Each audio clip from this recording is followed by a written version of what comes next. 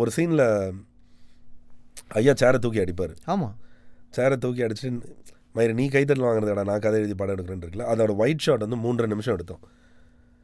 அந்த white shot முடிஞ்சுட்டு அந்த அந்த அந்த ஃப்ரேம்குள்ளே இருந்த கேரக்டர்ஸ் ஒரு 4-5 பேர், அதில் முக்கியமாக ஒருத்தர் வந்து என்கிட்ட வந்து இங்கே பாருங்கள் அப்படின்னு புல் அரிச்சிருந்த காமிச்சார்.